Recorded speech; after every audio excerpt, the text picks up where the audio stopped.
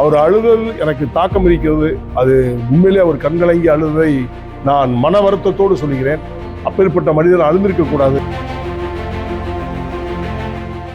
கூடிய விரைவில் ராமதாஸ் அவர்கள் நான் சந்திக்க இருக்கிறேன். அதுபோன்று டாக்டர் அன்புமணியும் சந்திக்க இருக்கிறேன்.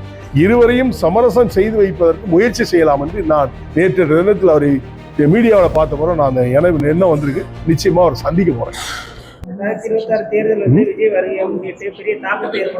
புரியல. அதுல ஒரு பெரிய விஷயமா நான் எடுத்துக்கல.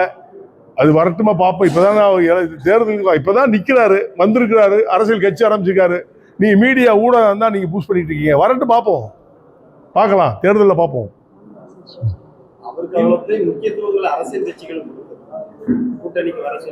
தமிழக மக்கள் முன்னேற்ற கழகம் எந்த நிலை எடுக்குதோ அதை தான் சொல்லும். மற்ற கட்சிகள் அவங்க கொடுக்குறாங்க, அவங்களுடைய தன்மை, அதை நான் சொல்ல முடியாது இல்லையா.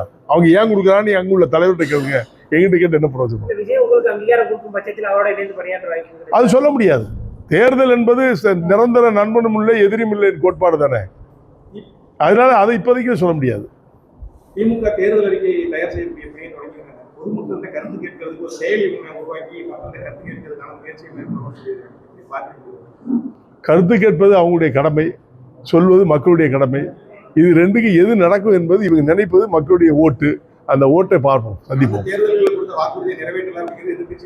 ஆமா, எல்லா தேர்தல் வாக்குறுதியும் நிறைவேற்றினாங்கன்னு யார் சொன்னா? இல்லையே, நிறைவேற்றலதான், உண்மைதானே. அதனால அவன் வரட்டுமே. தேர்தலில் யார் வருவாங்கிறத மக்கள் தானே நிர்ணயம் பண்ண போறாங்க. தேர்தல் வாக்குறுதியை வச்சா ஓட்டு போடுறாங்க. எதுக்காக ஓட்டு போடுறாங்க உங்களுக்கு எல்லாம் தெரியாதா? அதனால தேர்தல் காலகட்டம் வரட்டும், பார்ப்போம். புரியல.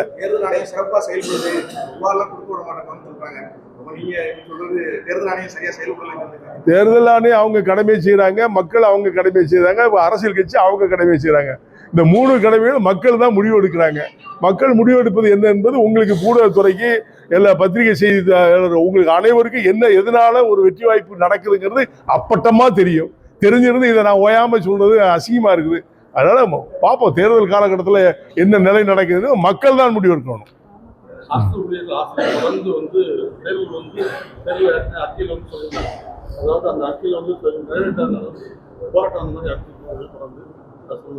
அரசு இருக்கிற ஆசிரியர் பெருமக்கள் போராடுவதை நான் வரவேற்கிறேன், இல்லைன்னு சொல்ல. ஆனால் 4.5 ஆண்டுகளா அமைதியா இருந்து தேர்தல் காலகட்டத்தில் மட்டும் போராடுவது சரியல்ல என்பது என்னுடைய. இந்த 2 மாசம் தான் இருக்கு. இந்த போராட்டத்தில் ஒரு அரசு நடவடிக்கை எடுக்க முடியுமா அப்படின்னு கேள்விக்குரியே. அதனால போராட்டம் என்பது உங்களுடைய தேவையை பூர்த்தி செய்யக்கூடிய வேலைன்னு சொன்னா 4 வருஷமா ஆட்சி ஆளும்போது ஆரம்பத்திலே இதை கேட்டு அதை பெற்றுக்கணும்.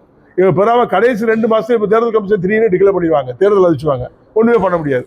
அதனால இந்த காலச்சூழ்நிலையை பொறுத்து அவங்க நடந்து கொள்ள வேண்டும். அவங்களுக்கு கோரிக்கை நியாயமானது, அதை செய்ய வேண்டும். தமிழக அரசு, தமிழக முதலமைச்சர், தமிழக மக்கள் முன்னேற்ற கழகம் நானும் வேண்டுகிறேன். தமிழக அரசு தமிழ்நாட்டில் தொடர்ந்து போராட்டம் அறிவிச்சுட்டே இருக்கல. அங்காங்க ஆசிரியர் தூய்மைப்பணியாளர் தொடர்ந்து ஒரு போராட்ட களமாவே மாறி. நீங்க பாருங்க, பத்திரிகை செய்தியும் ஊடகத்துறை நான் கேட்கிறேன், கடைசி நேரத்தில் தேர்தல் நேரத்தில் மட்டும்தான் இது அதிகமா இருக்கு. 4 வருஷம் யாராவது கேட்கறாங்களா? 4 வருஷம் அதை பத்தி பேசவே மாட்டாங்க. கரெக்டா தேர்தல் நேரத்தில் மட்டும் இதை கேட்பாங்க. அது எப்படி செய்ய முடியும்?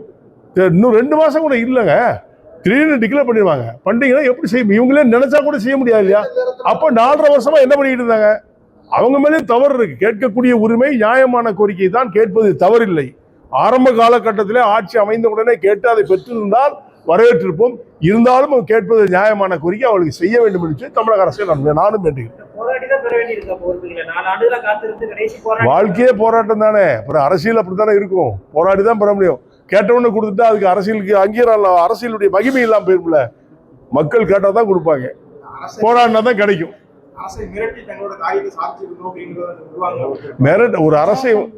ஒரு அரசை ஒருத்தரால் மிரட்ட முடியாது. அரசு என்பது பெரிய எந்திரம்.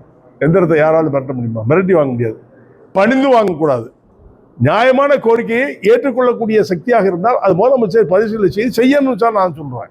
இவங்க கேட்பது நியாயமான கோரிக்கை. தேர்தல் அறிக்கையில் அவங்க வச்சிருக்காங்க, அதை செய்யல, அதனால இங்க கேட்கிறாங்க. இப்ப கேட்பதை விட ஆட்சி அமைந்த உடனே கேட்டிருந்தா சிறந்ததாக இருக்கும் என்பது தமிழக மக்கள் முன்னேற்றங்களுடைய கருத்து. தமிழக முதல்வர் அவர்களை மக்கள் கேட்கின்ற கோரிக்கைகளை ஏற்றுக்கொண்டு நிவர்த்தி செய்ய வேண்டும் என்று நான் வேண்டுகிறேன்.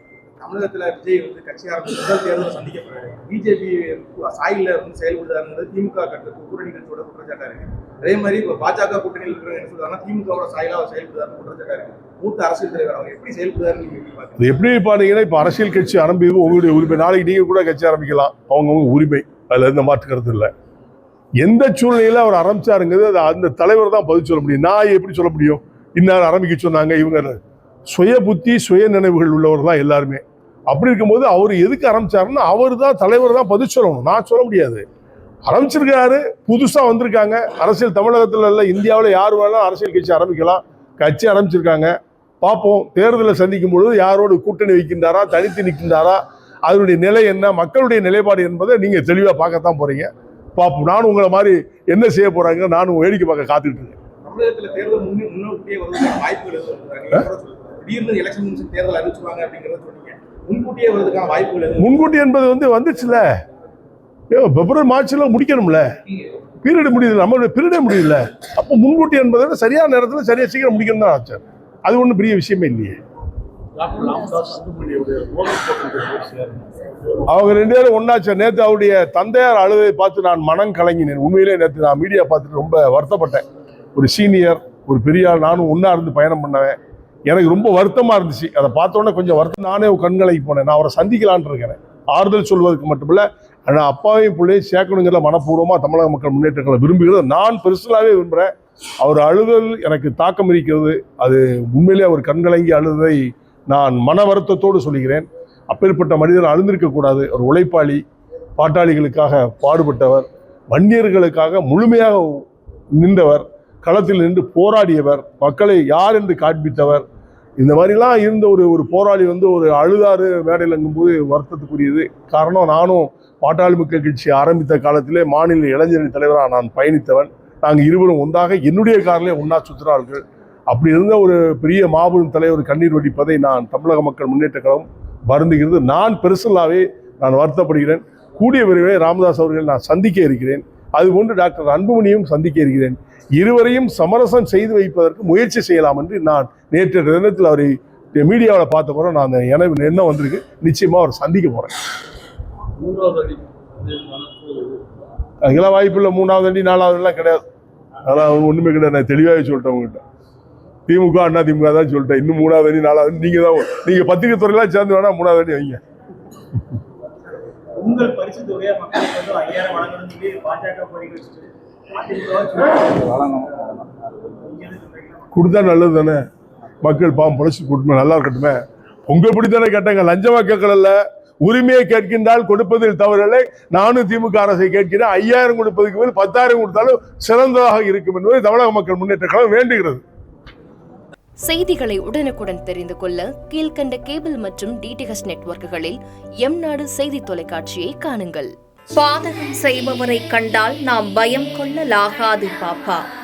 மோதி மிதித்து விடு பாப்பா, அவர் முகத்தில் உமிழ்ந்து விடு பாப்பா. அண்மை செய்திகளை உடனுக்குடன் தெரிந்து கொள்ள இணைந்திருங்கள் எம்நாடு தொலைக்காட்சியுடன்.